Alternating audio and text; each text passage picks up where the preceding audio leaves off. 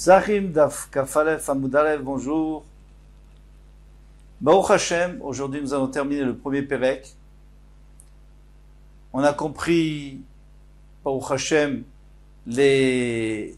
toute la souya de Rabbi Hanina Sigana Kohanim avec Touma Vetahara. Bezrat Hashem, on reverra tout ça dans le chasse plus loin.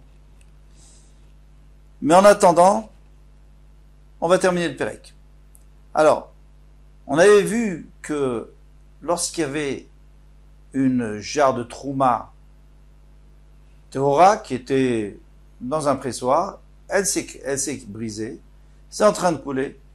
Alors, si on peut récupérer un Révit dans un Kilitaor, tant mieux. Sinon, eh bien, selon Rabbi Eliezer, tant pis, tu n'as pas le droit de rendre tamé. Si c'est d'après Rabbi Yoshua, tu as le droit de rendre tamé. Pourquoi? Parce que sinon, tu vas perdre tout ce qu'il y a dans le puits. Parce que dans le puits, il y a de la trouma, il y a du choulin tamé. Donc là, la trouma va devenir tméa, et après, on devra tout jeter. Amar Rav Yossi bar Chanina, Rav Yossi bar Chanina dit machloket shenafla li pachot mimeaseh choulin tmeim. Bien sûr, on parle dans le cas où il y a pas, c'est pas batel. La trouma va devenir tméa et tout va être tamé. Mais si, aval nafla le mea choulin tmeim, mais si, il y a 100 fois plus de choulin qui sont tmeim. Donc, disons, il y a 1 litre.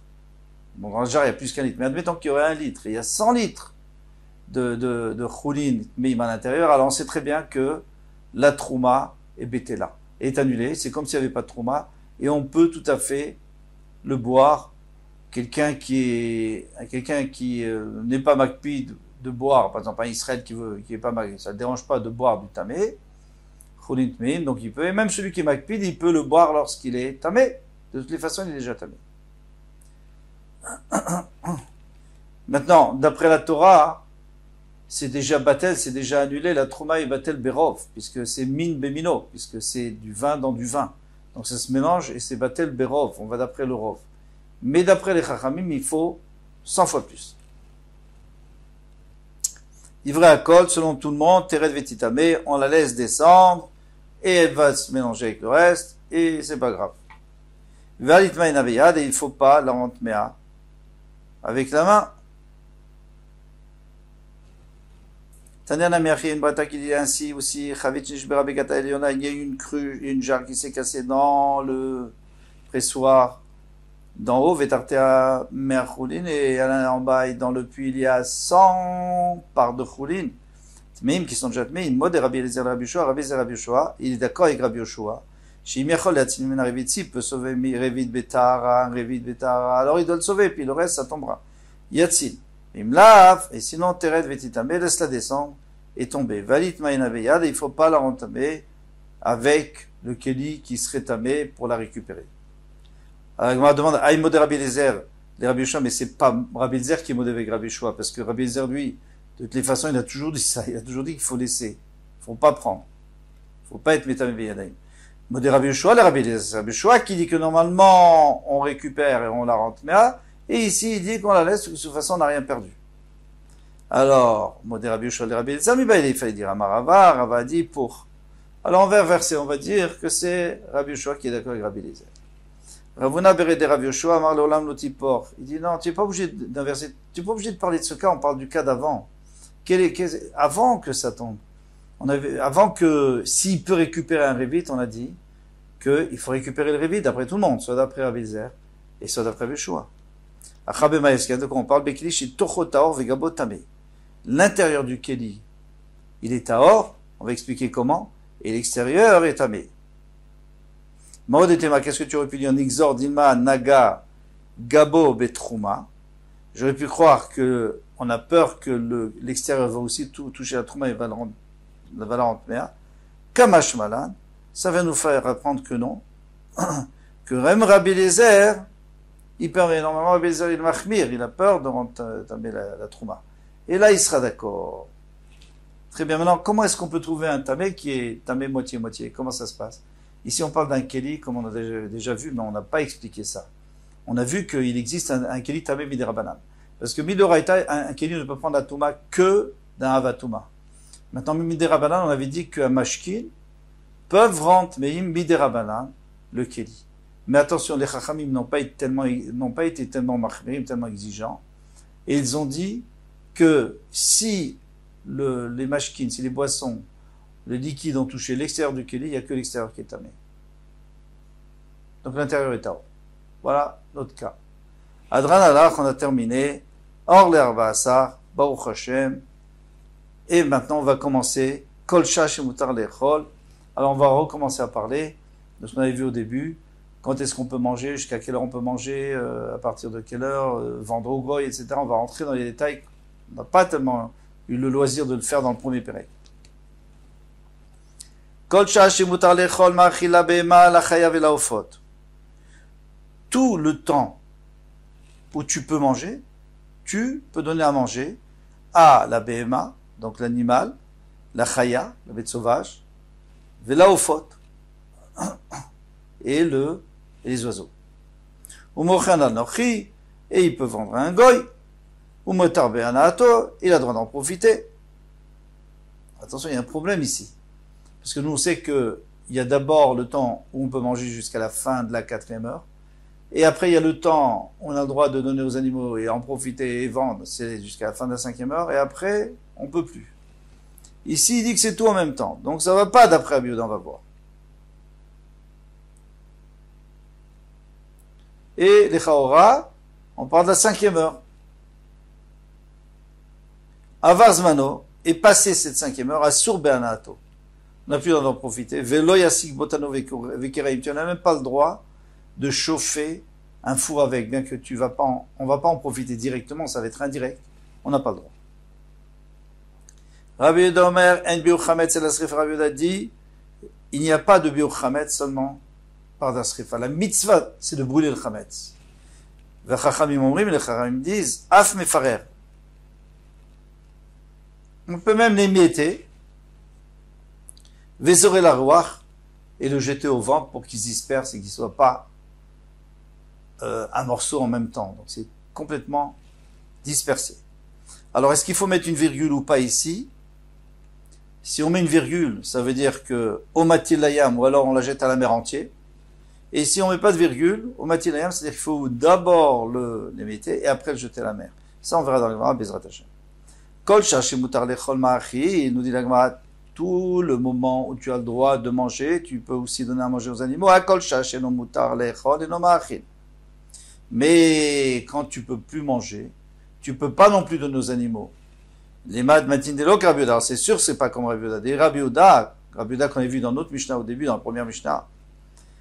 Aïka Chamesh, il y a bien la 5e heure des Noach et l'Umachil. Tu peux pas manger toi. Mais les animaux, on a le droit de manger. Pourquoi? Parce qu'on avait dit, on a le droit de donner à manger. On a le droit de vendre au grenier, on a le droit d'en profiter. Pourquoi? Parce que pour le manger soi-même, on a mis 2 heures de marche jusqu'à Chatzot. Parce que il y a des gens qui peuvent se tromper de 2 heures. Mais pour les animaux, ou pour vendre, c'est moins grave. Donc ça, 1 heure de marge. La majorité des gens ne font pas plus qu'1 heure d'erreur.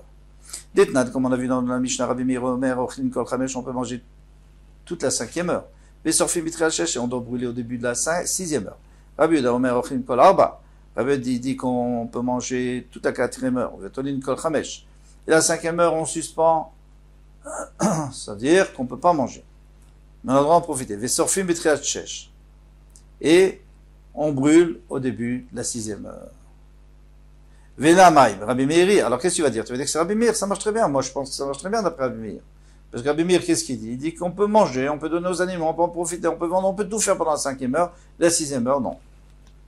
Alors il dit, Hay kol shash et mutar lechol. Mais il y a un petit problème dans la présentation. Hay kol shash et mutar lechol ma'achil. Pourquoi tu m'as dit, tout le temps où il est permis de manger, j'ai le droit de donner à manger. Il est permis pour qui? Pas pour moi. Il fallait pas dire si c'est pour moi. Alors il fallait dire kol shah, sheochel ma'achil.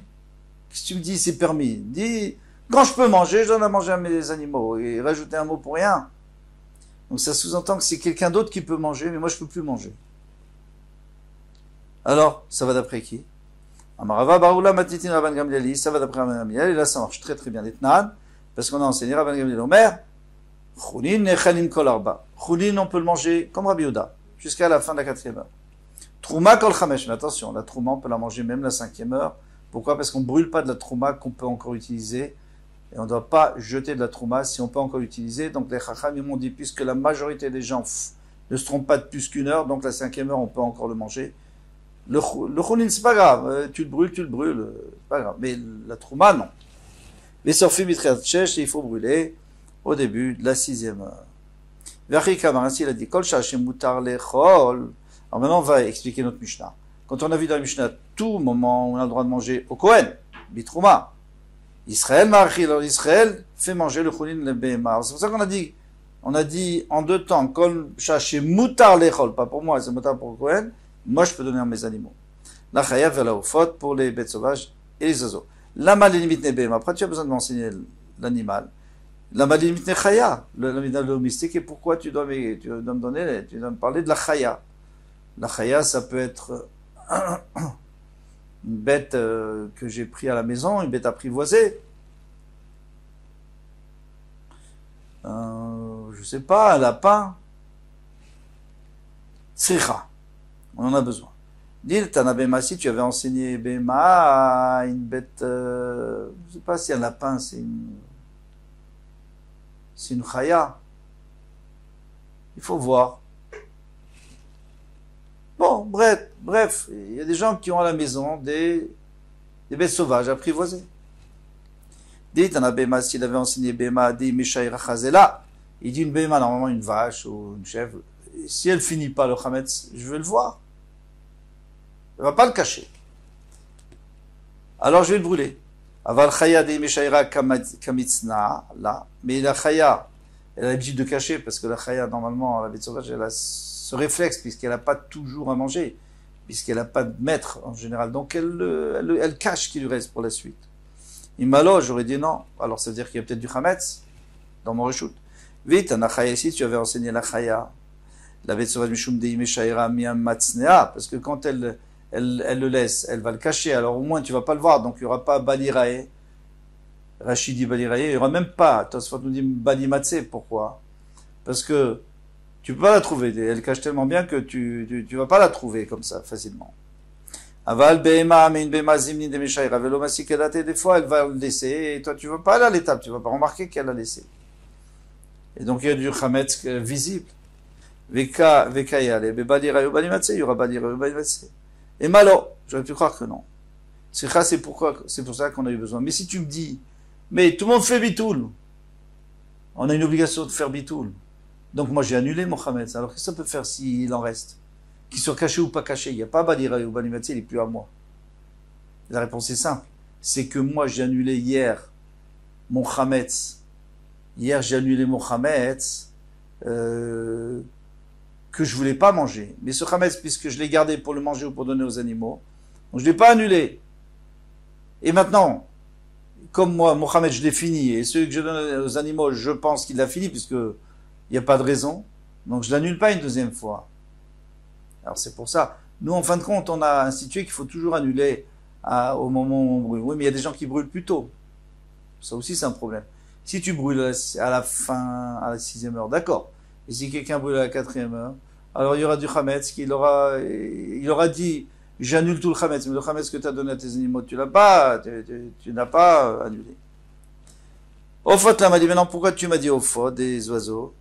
Il dit, t'en as béma vechaya, puisque tu nous as enseigné la béma chaya, par la même occasion, t'en as mis ofot. Chaque fois qu'on met béma chaya, on met ofot avec. Ou mochod lenochi, et il le vend à un goy. Pshita, c'est évident qu'il peut le vendre à un goy, puisqu'il peut donner à sa béma, il peut en profiter, donc il peut vendre au goy. La fouké meritana, c'est pour exclure le tana, des tania betchamay ombrim, loim kor adam chremtso lenochi. Un homme n'a pas le droit de vendre son chametz à un goy, la imken yodesh bosh yechalik odam pesach, sauf s'il est sûr qu'il va le finir avant Pessah. Pourquoi? Parce que s'il reste chez lui pendant Pessah, alors il y a plusieurs raisons qui sont apportées par les farshim. Il y a une mitzvah de l'exterminer. Bien sûr que si c'est au goy, on ne fait pas d'avera, mais la mitzvah, c'était d'exterminer. Alors, si on sait que le goy va le manger, tant mieux, mais s'il ne va pas le manger, non. Mais il y a une réponse beaucoup plus simple, de la majorité des rishonim, qui disent qu'il y a maritaïn. Quelqu'un va voir mon chametz, et j'ai fait des chalotes, je le donne au goy, les gens vont voir, et tu vois, il y a un juif, le chametz d'un juif ici, là. Et si c'est aujourd'hui, on achète alors des petits beurres. Tout le monde voit que c'est avec le Hersher du Badatz ou un autre Hersher. Donc, ils vont dire c'est le Chametz d'un juif. Et il y en a qui vont dire aussi, c'est que je risque de faire semblant que je lui vends, mais en vérité, il n'achète pas vraiment parce qu'il sait qu'il va me le rendre après Pessah. Bon, ça c'est toujours le problème de vente, il faut que ça soit fait avec, dans toutes les conditions nécessaires pour que ce soit une vraie vente. Ça c'est Bet Shammai qui a peur. Bet Hillel omrim kol shash mutar lechol mutar limkor. Et Bet Hillel n'est pas d'accord avec tout ça. Lui il dit, tu as vendu, c'est bon. Et lui, tu peux le vendre même s'il va le manger dans 10 ans. On tourne la page juste pour terminer le Inyan, Rabbi Yehuda ben Beter Omer. Koutar. Alors, koutar, il y a plusieurs sortes de koutar. Koutar, c'était un genre de bouillie. Alors, il y a koutar normal, c'est du fromage avec des morceaux de pain. Et il y a le koutar à Bavli, rajouter des choses là-bas, dans Bavel. Bon, il y a toutes sortes de koutar. Kol mine koutar. Asur limkor, shoshim yom qu'on appelle ça, on a pas de vendre 30 jours avant Pessah. Pourquoi? Alors, Rabbi Yehuda ben Beter, déjà, il pense pas comme Bet Hillel, parce que il n'y a pas de raison, tu as le droit de vendre jusqu'à la dernière minute. Lui, il pense comme Bet Shammai, c'est qu'il faut que ça soit terminé. Or, le koutar, c'est quelque chose qui se mange tout doucement. Parce que on trempe le pain dedans. C'est un genre d'accompagnement, comme la tchatchouka. C'est un accompagnement, c'était leur accompagnement. Donc, ça risque de durer longtemps. Alors d'accord, mais ça, il a déjà dit Bet Shammai, qu'est-ce que tu rajoutes? Il va nous dire que même si tu lui vends une petite quantité, il n'y a pas. Le koutar, on a interdit de vendre à un goy, sauf si c'est avant les 30 jours, parce qu'avant les 30 jours, on n'a aucun chiouf. Avant les 30 jours, il n'y a pas de mitzvah d'apprendre les ilchot Pessah, c'est seulement 30 jours avant, on sait que là, il faut commencer à faire attention. Alors même si tu lui vends des tonnes, avant les 30 jours, tu peux le faire. À partir du moment où on arrive dans les 30 jours, alors que tu lui vends une tonne ou 1 kilo, de toute façon, tu n'as pas le droit, parce que maintenant, ils ont fait une zéra. Ça, c'est Rabbi Yehuda ben Beter. Et avec ça, on a terminé le Hamoud. Baruch Hashem, Kol Touf. À demain, Bezrat Hashem.